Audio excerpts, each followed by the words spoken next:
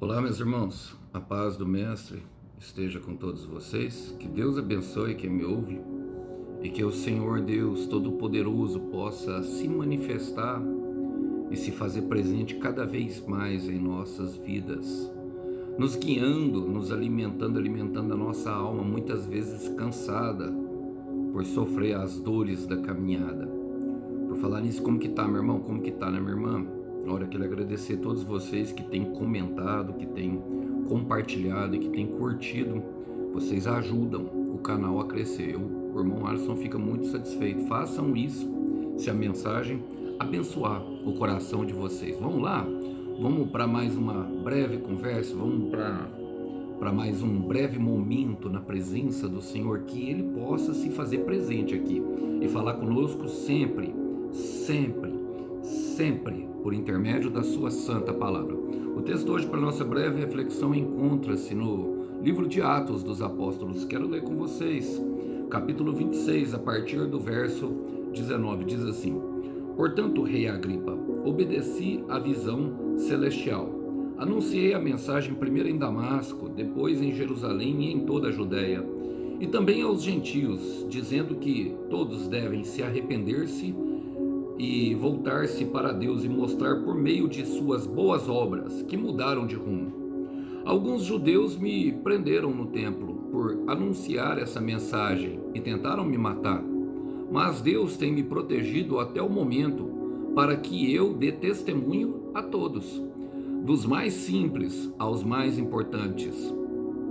Não ensino nada além daquilo que os profetas e Moisés disseram que haveria de acontecer, que o Cristo sofreria e seria o primeiro a ressuscitar dos mortos, e desse modo anunciaria a luz de Deus, tanto aos judeus como aos gentios. Glória a Deus, irmãos. Eu gosto de contextualizar o livro de Atos como o livro da ponte, o livro da transição, justamente desse que Paulo mencionou, Jesus Cristo, o nosso Senhor e Redentor, o nosso Rei, o nosso Salvador.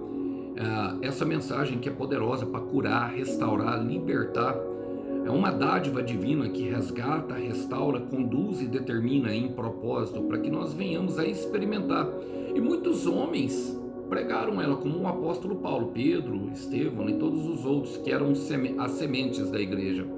Bom, cresceu e aqui estamos ainda, 2000 anos depois, pregando. O irmão Alisson para vocês, e creio que também tem muitos por aí pregando. E o que é importante ressaltar sobre a mensagem de Paulo, irmãos? Que ele está pregando a pessoas influentes, a um rei e o governador, o rei Agripa e o governador Festo. E nesse momento da mensagem que eu li para vocês é um momento de conclusão, e eu quero começar a fazer as aplicações pertinentes sobre o texto. Por que eu sei que é conclusiva essa mensagem? Porque ela fala, portanto é uma conjunção que determina que o orador está seguindo para o final da mensagem. Fala, portanto, rei Agripa, obedeci à visão celestial. E eu creio, irmãos, eu creio mesmo, minha irmã, eu creio que muitos aqui têm chegado ao final de alguns processos que os habilitam a viver coisas novas, a viver grandes coisas em Deus, a viver e experimentar. Mas Paulo ele traz, vamos dizer, não uma receita de bolo. Eu não acredito, irmãos, que a minha experiência, que um livro de regrinhas, não, eu não acredito nisso. Eu acredito que ela é pessoal e intransferível, o propósito. Embora, por exemplo, dois propósitos possam se unir na mesma promessa, como por exemplo um casamento, ou então muitas promessas e muitos propósitos possam se unir a uma comunidade que se transforma na reunião dos santos dentro do templo, dentro da igreja. Mas nós precisamos estabelecer para nós uma visão celestial. Estabeleça para você, sabe, o propósito de Deus e o siga firmemente. A visão que Deus te deu, estabeleça como propósito de vida. É isso que eu quero dizer. Obedeça à visão celestial. Olha o que Paulo fala. Obedeci à visão celestial. Portanto, rei Agripa, obedeci à visão celestial. Aqui é a chave. Aqui é o segredo, obediência em todo o caminho. Se ele mandar te virar para a direita, vira para a direita, meu irmão. Se ele te mandar virar para a esquerda, minha irmã, vire para a esquerda. Se ele mandar se silenciar, fique calado. Se ele mandar esperar, não caminhe, porque quem está parado na posição em que Deus quer, está avançando muito mais que muitos outros. E a maturidade espiritual nos traz isso. Então estabeleça para você o propósito de Deus na sua vida e siga-o, obedeça a visão celestial. A palavra fala em Isaías capítulo 3, versículo 10. Mas as pessoas que obedecem a Deus, tudo correrá bem. Digam a elas, vocês ficarão satisfeitas com o que ganharem com o seu trabalho. E eu gosto dessa versão de Isaías, por quê?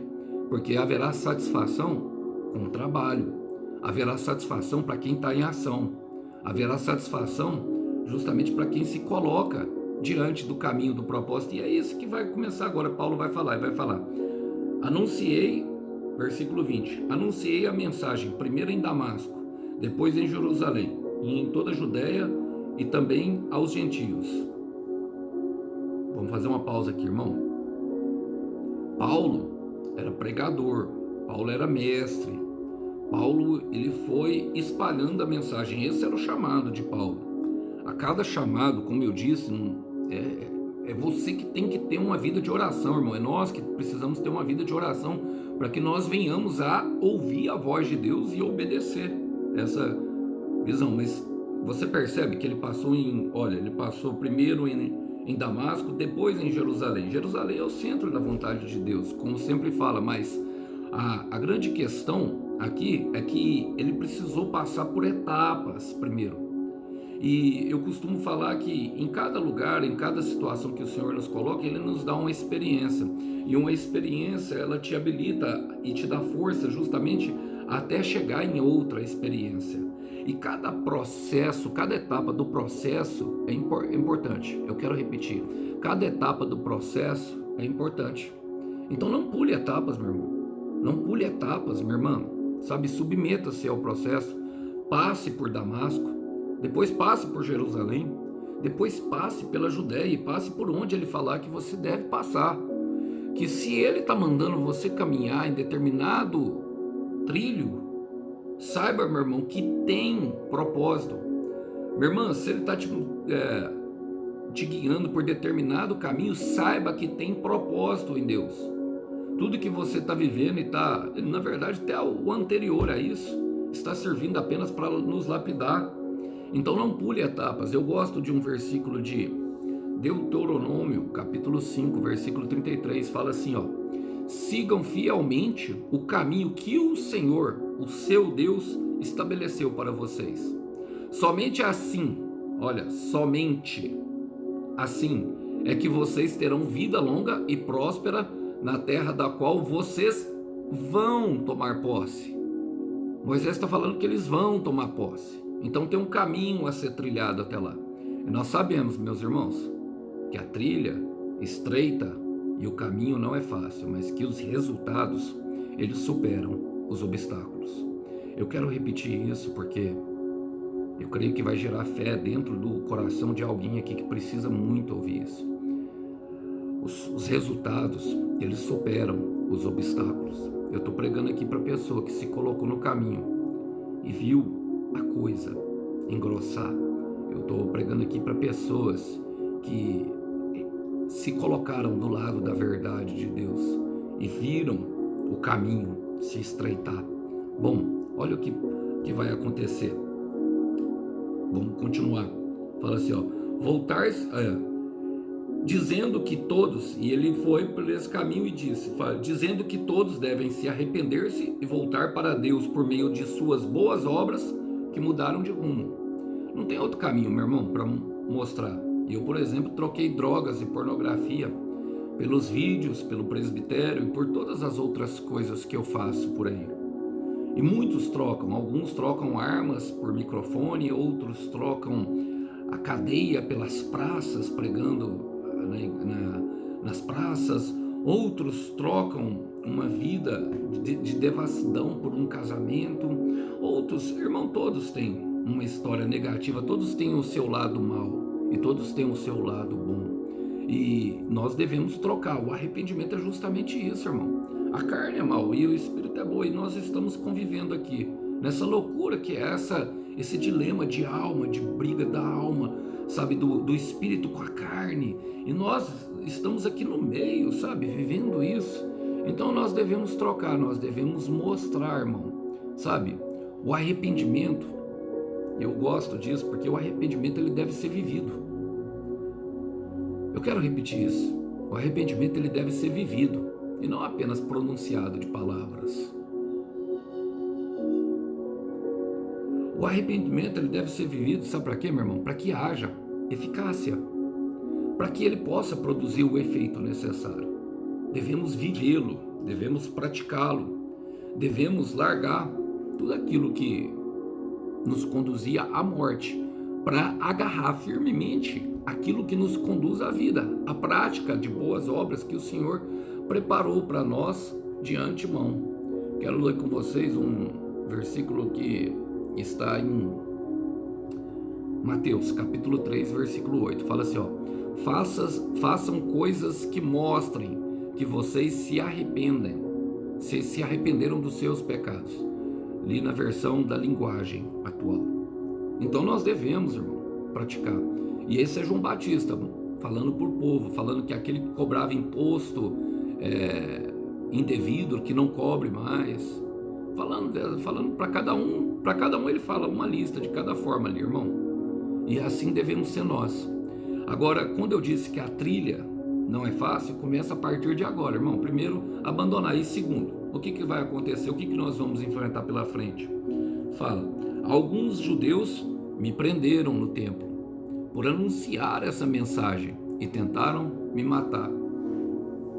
Prisão e morte, meu irmão, estarão no caminho.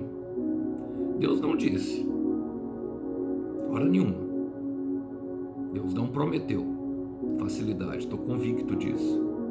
Quando foi que Deus te disse que seria fácil?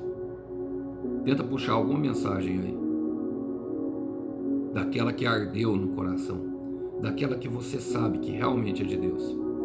Quando Ele te disse que seria fácil? Deus não te disse que seria fácil. E se alguém te falou que era fácil, mentiu para você. Te prometeram facilidade e no caminho da facilidade você esbarrou na dificuldade.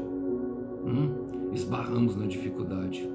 Deus não prometeu que seria fácil. E se alguém acreditou que seria fácil, se iludiu. Não é fácil. Deus não disse que seria fácil. Prisão e morte no caminho. E isso é inerente a todos. Eu quero repetir. Isso é inerente a todos. Vamos ler o que o próprio apóstolo Paulo diz ao seu discípulo em 2 Timóteo capítulo 3, versículo 12. Fala assim, ó: todos. E na etimologia da palavra todos, significa todos. Todos os que querem viver a vida cristã unidos com Cristo Jesus, serão perseguidos. O Senhor Jesus Cristo disse isso no alto. E quando vocês forem perseguidos? Quando, irmão? Porque chega, é só se colocar no caminho. Você percebe que o levante do inimigo, e Deus permite, irmão. Deus permite por quê, Alisson? Bom, o apóstolo Paulo vai nos dizer no próximo versículo: mas Deus tem me protegido até este momento, para que eu testemunhe a todos. É lindo isso, não é? Fala a verdade. Mas Deus tem me protegido, irmão, e Deus nunca nos desampara, desde que nós estejamos no caminho do processo, irmão, no caminho do propósito. Irmão, pode, sabe, sucumbir, pode cair, mas você vai se levantar. Podemos vir a sofrer, podemos vir a cair quantas vezes for. A palavra fala que o justo cai 7 vezes, mas 8 vezes se levantará. Podemos passar por fraquezas, vamos nos cansar, muitas vezes ficar exaltado. Em alguns momentos, irmão, eu pensei que ia surtar, mas eu te falo do meu coração, do meu processo. Aqui é o canal do irmão Alisson, então assim, creio que posso falar um pouco de mim. Depois de um tempo, aquilo é como se não surtisse mais efeito. Algumas coisas eu vejo assim, e eu entendo quando o Tiago fala, em Tiago capítulo 1, versículo 12, que é motivo de muita alegria nós passarmos por diversas provações. Eu por muitas vezes não entendia. Falava, como pode ter alegria? Bom, porque para mim parecia impossível ter alegria na provação e ainda ter muita alegria, mas é verdade e é real. Por quê? Porque nós percebemos que Deus está conosco, meu irmão. É exatamente em momentos assim, exatamente nos momentos de morte, exatamente nos momentos de perseguição, exatamente nos momentos de sofrimento, exatamente nos momentos que a aflição toma conta do nosso coração. É exatamente nesses momentos que nós viveremos as maiores experiências com Deus.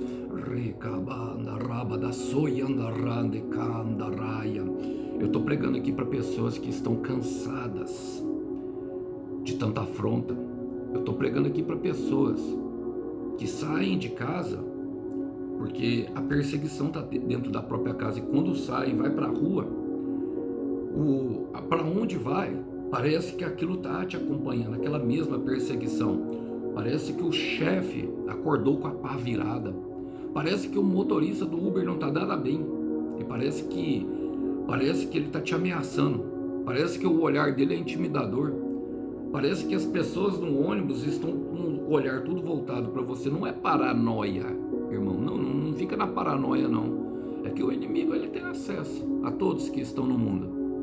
É o inimigo da nossa alma. Nossa luta não é contra a carne e o sangue, mas é nesses momentos que nós viveremos, irmãos, as maiores experiências com Deus.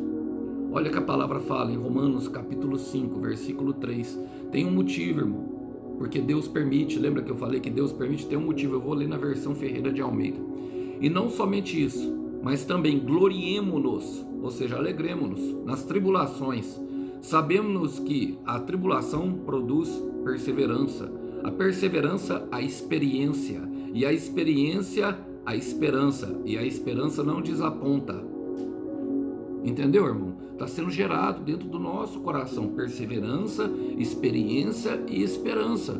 Você percebe que quando você caminha no propósito, isso vai cada vez mais ficando vivo dentro de nós, dentro de cada um de nós. Olha, a palavra fala: para que eu dê testemunho a todos, dos mais simples até os mais importantes. Irmão, a mensagem é para todos.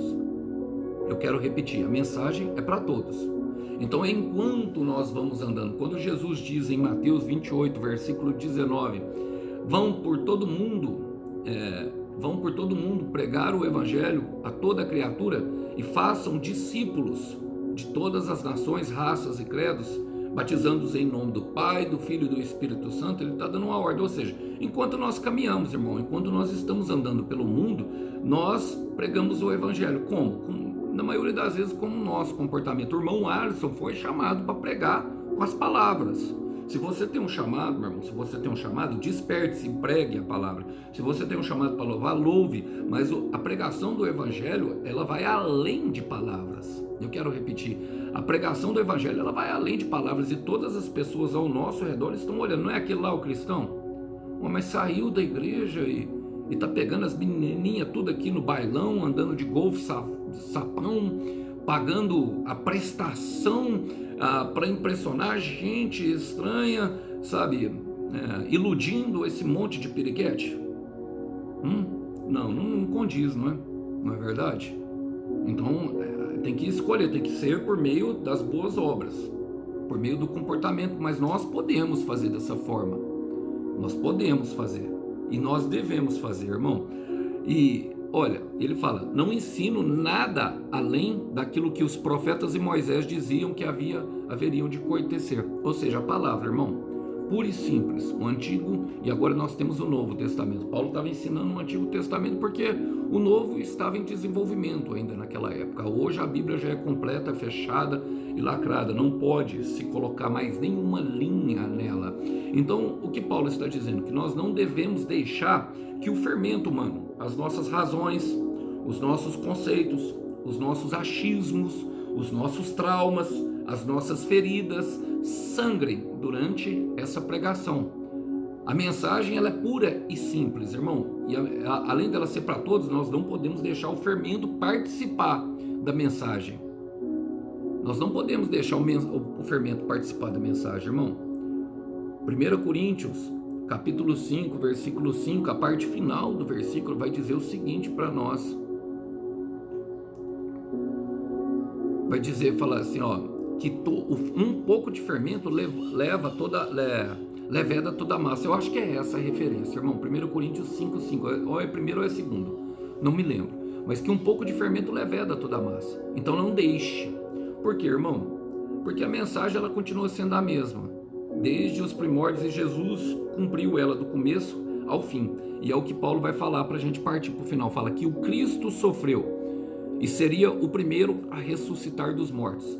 A história de Cristo se conectou de Paulo a partir do momento que ele teve um encontro, uma experiência com o Mestre. Todos nós somos assim. Chegamos perto, irmão, de Cristo porque tivemos algum problema, um sofrimento.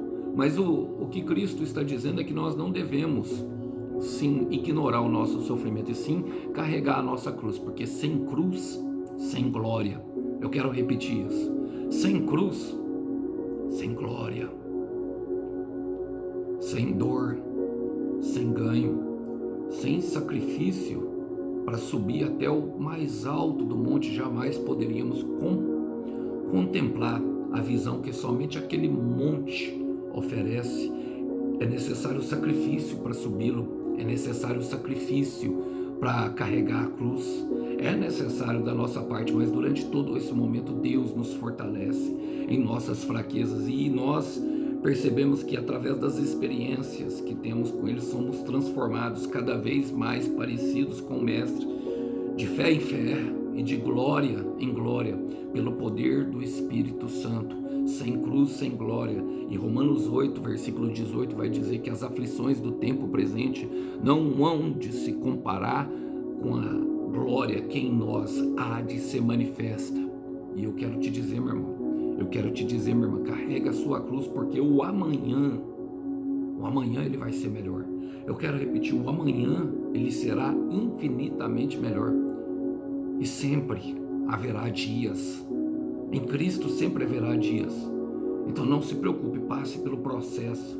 Olha, e aí Paulo continua falando assim, fala assim, ó, desse modo anunciaria a luz de Deus, tanto aos judeus como aos gentios. Novamente ele repete que é para todos. É para todos. É para todos o que, irmão? A luz de Deus fala da revelação de Deus. Revelação de quê? Da vida plena que existe somente em Cristo Jesus. Deus tem uma vida plena para cada um de nós, irmãos. Deus tem uma vida, sabe?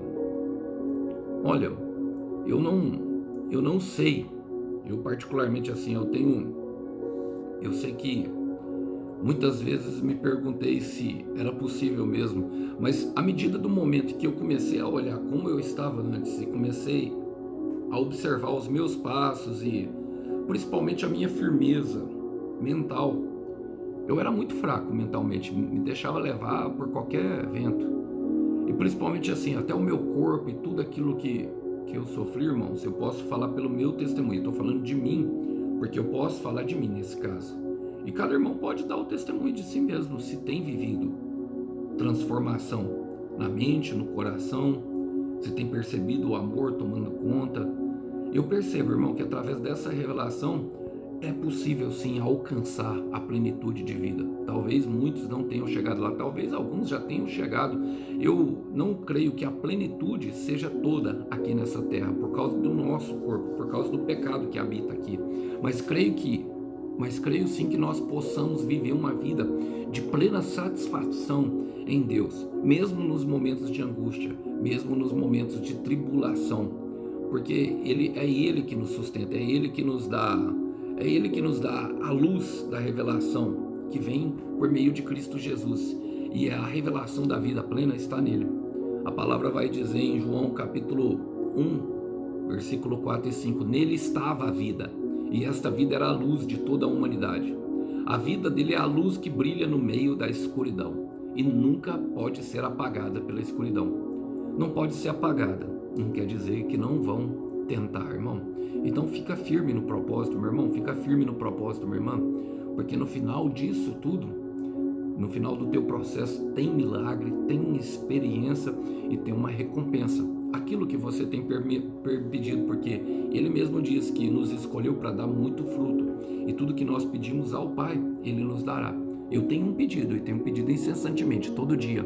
Então aquela oração que você faz todo dia, finalmente será respondida. O Cordeiro tem a recompensa para o teu sacrifício. Que Deus abençoe os irmãos, que os irmãos possam ficar com essa breve mensagem. A paz do Mestre esteja com todos. Tchau, tchau.